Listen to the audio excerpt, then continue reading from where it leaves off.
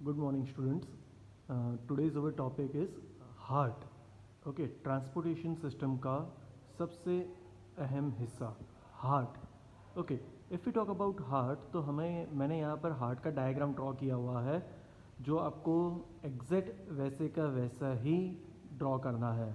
Okay, सो पहला हमारा question ये होता है कि describe the structure of heart. Okay, so if you talk about structure of heart तो हमारे पास यहाँ पर क्या है वो देख लेते हैं. तो आप लोग सब देख सकते हैं कि right atrium and left atrium, upper two chambers are called what? Atrium. Right and left atrium. Okay, while lower two chambers are called what? Right and left ventricles. Okay, so ये दो चार चेंबर में हमारा heart जो है divided है. ये आपको पता चला कि ऊपर two chambers are called atrium while lower two chambers are called ventricles. Okay, so now the blood vessels. So you can see that from inside the right atrium, superior vena cava and inferior vena cava are coming inside. Okay, so they are carrying deoxygenated blood from the body. Okay, so two blood vessels inside the right atrium. Then you can see the tricuspid valve between the right atrium and right ventricle. The valves are available which are called tricuspid valve. Okay, tricuspid valve का यहाँ पर क्यों tricuspid valve किस तरीके से आया? तो यहाँ पर ये तीन कस्प से बना हुआ था. कस्प यानी कि दरवाज़ा. तो तीन, अगर हम लोग 3 डायमेंशनल अगर हम लोग डायग्राम ड्रॉ करते हैं तो यहाँ पर हमें 3 कस्प ड्रॉ करने पड़ेंगे. ओके, एंड जो वाल्व है वो वेंट्रिकल की वॉल के साथ पैपिलरी मसल्स से जॉइंट होते हैं. Okay, now you can see the papillary muscles है. तो पैपिलरी मसल्स का क्या काम है? तो पैपिलरी मसल्स जो है वाइल जो हार्ट का पंपिंग एक्शन होता है, कॉन्ट्रैक्शन एंड रिलैक्सेशन. ओके, सो इस तरीके से कॉन्ट्रैक्शन रिलैक्सेशन, कॉन्ट्रैक्शन रिलैक्सेशन. तो जो इस तरीके से हो रहा है तो वहाँ पर वाल्व को, जो वाल्व है वो अपनी जगह से हिले नहीं या फिर अपनी जगह से टूट ना जाए, तो उसके लिए स्ट्रक्चरल स्टेबिलिटी प्रोवाइड करता है जो पैपिलरी मसल्स है वो. Okay, then right ventricle. Right ventricle से सेमिल्यूनर वाल आपको दिख रहा होगा यहाँ पर, ये सेमिल्यूनर वाल. सेमिल्यूनर वाल से ब्लड जो है वो बाहर, सेमिल्यूनर वाल के थ्रू यहाँ पर ब्लड जाएगा कहाँ पर? पल्मोनरी आर्टरी के थ्रू लंग्स में जाएगा. ओके, बीच में आप देख सकते हैं कि दोनों वेंट्रिकल्स के बीच में इंटर वेंट्रिकुलर सेप्टम अवेलेबल होता है. एंड लेफ्ट वेंट्रिकल के पास जो वॉल होती है वो मैक्सिमम थिकनेस वाली होती है. लेफ्ट वेंट्रिकल की वॉल जो है वो मैक्सिमम थिकनेस होती है. ओके, अब आते हैं लेफ्ट साइड पे. लेफ्ट साइड पे आता है लेफ्ट एट्रियम. तो वहाँ पर वेन कौन सी आ रही है? Pulmonary vein. वो लंग्स में से ऑक्सीजनेटेड ब्लड लेके आ रही है, वो हम लोग बाद में समझते हैं. ओके, वहाँ पर नीचे आते हैं तो लेफ्ट वेंट्रिकल आता है. Between left atrium and left ventricle bicuspid valve available होता है जिसे हम लोग माइट्रल वाल्व भी बोलते हैं. जो right atrium and right ventricle के बीच में ट्राइकस्पिड वाल्व था, यहाँ पर कौन सा है? Bicuspid valve. Okay, bicuspid valve को हम लोग माइट्रल वाल्व भी बोलते हैं. बाइकस्पिड वाल्व से हम लोग समझ में आ सकता है कि अगर हम लोग 3 डायमेंशनल डायग्राम ड्रॉ कर देंगे तो वहाँ पर क्या आएगा कि 2 कस्प है उसके.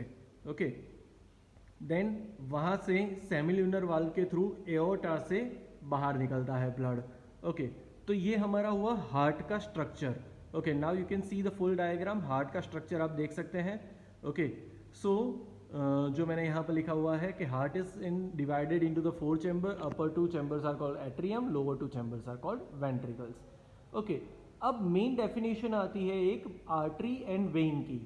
तो यहाँ पर एक बहुत सिंपल डेफिनेशन है कि any blood vessel carrying blood from heart to body. अगर वो ऑक्सीजनेटेड ब्लड है या डीऑक्सीजनेटेड ब्लड है उससे हमें कोई फर्क नहीं पड़ता. अगर वो हार्ट से ब्लड लेके बॉडी पार्ट्स में जा रही है that means it's a artery. और अगर वो बॉडी में से ब्लड लेके हार्ट के पास जा रही है that means it's a vein. Okay, so any blood vessel carrying blood from body to the heart, so that's a vein. यहाँ पर एक्सेप्शनल में मैंने रेड पेन से लिखा हुआ है कि all the artery carry oxygenated blood accept pulmonary artery and all the when carries deoxygenated blood accept pulmonary vein. Okay, तो यहाँ पर हमें समझ में आया कि आर्टरी और वेन का क्या है।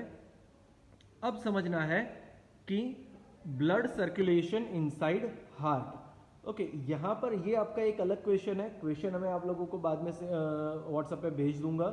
यहाँ पर आप लोगों को डायग्राम, ये डायग्राम के ये एक फ्लो चार्ट बनाया हुआ है। आप लोग ये फ्लो चार्ट के थ्रू हम लोग इजीली समझ सकते हैं कि हमारा ब्लड फ्लो कहाँ से कहाँ हो रहा है। ओके, तो सबसे पहले स्टार्ट होगा बॉडी से। ओके, बॉडी से हमारा स्टार्ट हो रहा है, यहाँ से हमारा आया through superior and inferior vena कावा डीऑक्सीजनेटेड ब्लड। क्या है यहाँ पर? डीऑक्सीजनेटेड ब्लड राइट एट्रियम में आएगा। ओके, राइट एट्रियम से through tricuspid valve right ventricle में जाएगा। अब कॉन्ट्रैक्शन होगा, राइट एट्रियम का कॉन्ट्रैक्शन होगा, तो कॉन्ट्रैक्शन के बाद ट्राइकस्पिड वाल्व खुल जाएंगे और राइट वेंट्रिकल में जाएगा। अब वहाँ पर रिलैक्सेशन हो गया और राइट वेंट्रिकल रिलैक्स हो रहा है, तो उसकी वजह से यहाँ पर आ गया।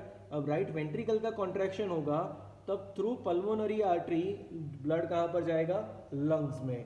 लंग्स में हम लोग ऐसे ही आगे जो रेस्पिरेशन सिस्टम हम लोग पढ़ चुके हैं, वहाँ पर आल्वियोलाई में गैसियस एक्सचेंज होता है।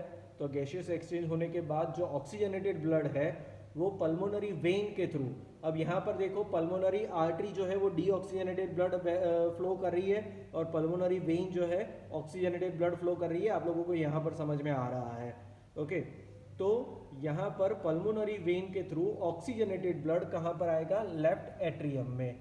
ओके, लेफ्ट एट्रियम का जब कॉन्ट्रैक्शन होगा तब थ्रू बाइकस्पिड वाल्व खुलेगा और ब्लड कहाँ पर जाएगा? लेफ्ट वेंट्रिकल में। ओके, अब लेफ्ट वेंट्रिकल का मैक्सिमम कॉन्ट्रैक्शन होता है। लेफ्ट वेंट्रिकल का मैक्सिमम कॉन्ट्रैक्शन, अब यहाँ पर हम लोगों ने पढ़ा था कि लेफ्ट वेंट्रिकल का क्या होता है कि उसके पास जो उसकी वॉल है बहुत ज़्यादा थिकनेस है। ओके, तो उसे ऑल ओवर बॉडी में ब्लड पहुँचाना है, तो उसकी वजह से उसे बहुत फोर्सफुली कॉन्ट्रैक्शन करना पड़ता है। इसकी वजह से उसकी जो वॉल है वो बहुत ज़्यादा थिक होती है। ओके, सो लेफ्ट वेंट्रिकल से जाएगा कहाँ पर? बॉडी में थ्रू एओर्टा। ओके, तो ये हमारा क्या हुआ? Blood circulation inside the heart. Okay, तो यहाँ पर आप लोग देख सकते हैं कि मैंने यहाँ पर पूरा फ्लो चार्ट बनाया हुआ है। ये अगर आपको ये क्वेश्चन पूछा जाता है कि describe about blood circulation inside heart और describe about double circulation inside heart, so आपको अगर आप लोग ये पूरा फ्लो चार्ट ड्रॉ कर लेते हैं देन ऑल्सो इट्स 100% करेक्ट। आपका कोई एक आधा भी मार्क्स कट नहीं कर सकता। ओके, सो यहाँ पर हमारे दो मेन क्वेश्चन खत्म होते हैं कि describe about heart and its structure as well as blood circulation and double blood circulation inside the heart. Okay,